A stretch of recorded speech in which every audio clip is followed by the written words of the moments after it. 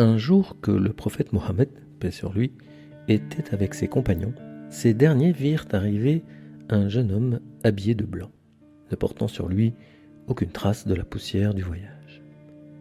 L'homme s'assit en face du prophète, plaça ses jambes entre les siennes et lui demanda « Qu'est-ce que l'islam ?»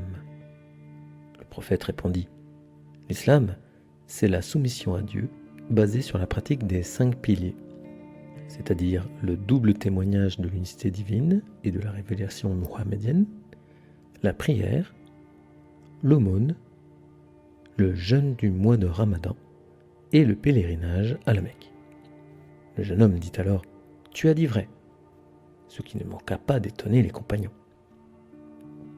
Puis il demanda « Qu'est-ce que l'iman, la foi ?»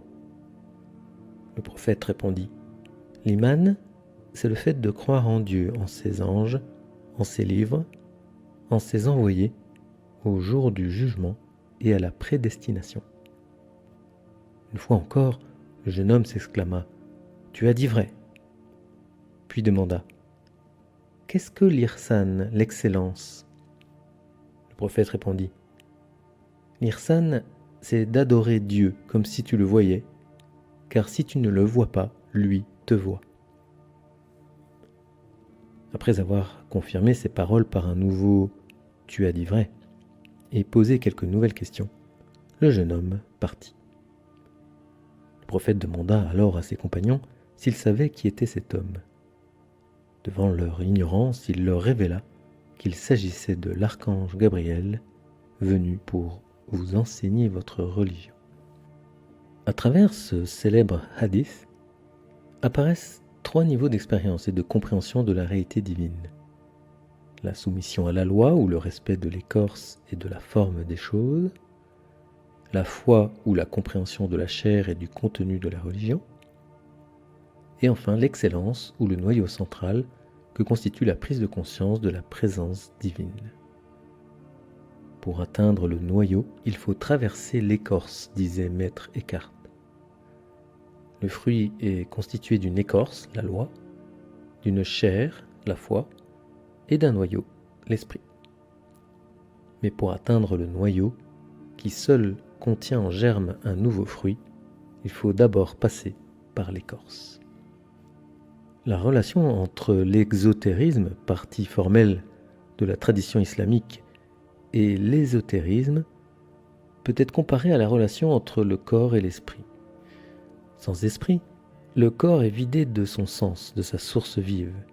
Sans corps, l'esprit est insaisissable et devient une pure abstraction. Or, nous ne sommes pas de purs esprits. Enracinés dans un espace et dans une temporalité, nous possédons un corps et une âme en perpétuelle interaction.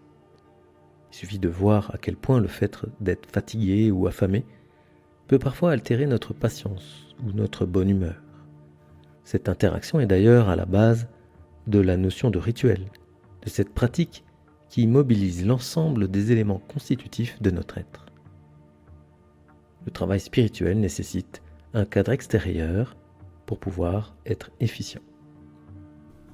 Pour le disciple, les pratiques de l'islam constituent le prolongement dans les actes de son cheminement spirituel. Sidi Hamza, précédent guide et père du guide actuel de la voie Boutchichia, Sidi Jamal, explique ceci de la manière suivante. Le respect des prescriptions de l'islam joue le même rôle que la cire qui constitue le bouchon d'une bouteille et qui empêche le liquide de se répandre au dehors. Un récipient peut être rempli d'eau, mais si son fond est éventré, tout le liquide s'échappe. On aura beau essayer de le remplir à nouveau, si le fond est troué, rien ne pourra se conserver. Cette image illustre la situation du disciple qui n'applique pas ces principes.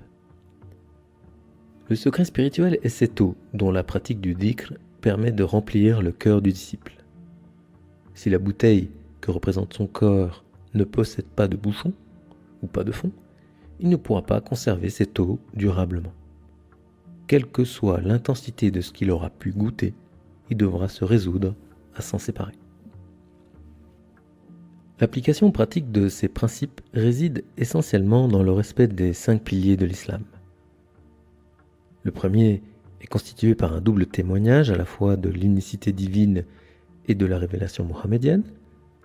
Il s'agit d'affirmer qu'il n'y a pas de Dieu sinon Dieu et que Mohammed est son envoyé, c'est-à-dire que Dieu est unique et qu'il existe un chemin de retour vers lui, qui nous a été indiqué par l'exemple du prophète Mohammed.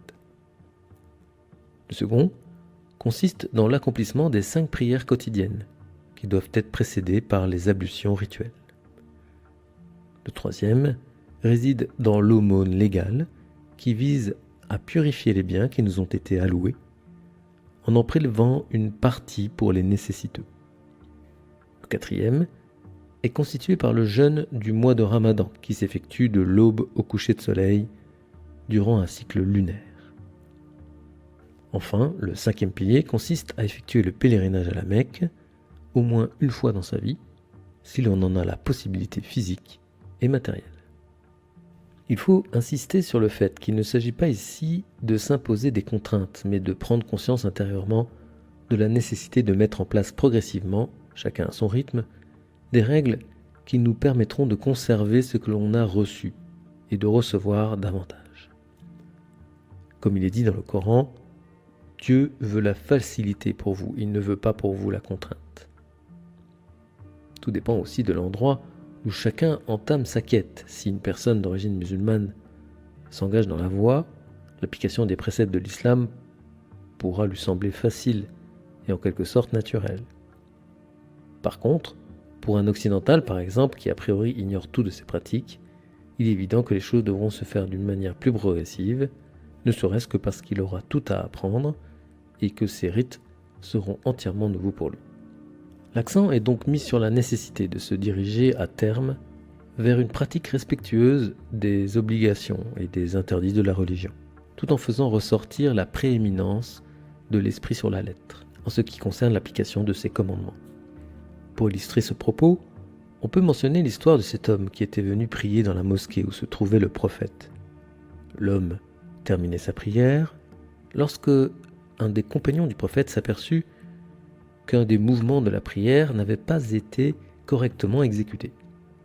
Il exhorta l'homme à refaire sa prière selon la lettre, et celui-ci s'exécuta.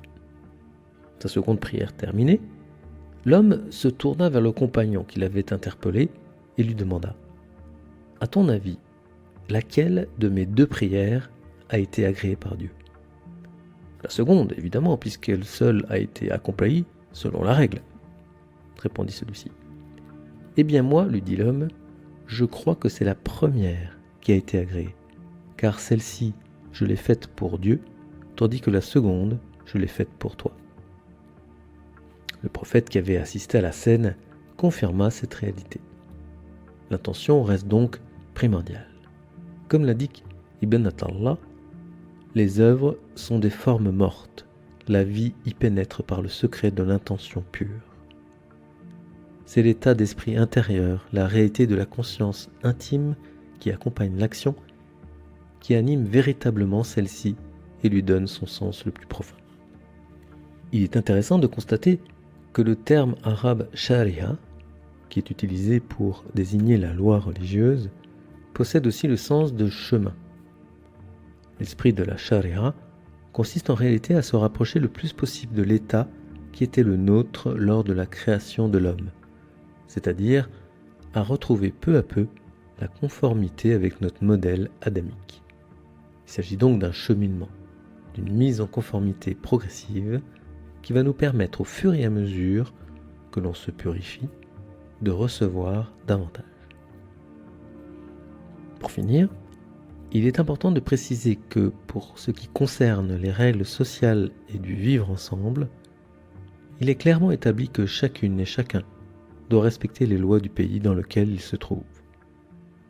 Les principes de la laïcité française, par exemple, sont tout à fait compatibles avec les principes énoncés. Ceci dit, Sidi Jamal conseille de plus à tous ses disciples de se comporter en bons citoyens dans tous les pays dans lesquels ils résident. Ce comportement constitue aussi en lui-même une forme de respect de la charia.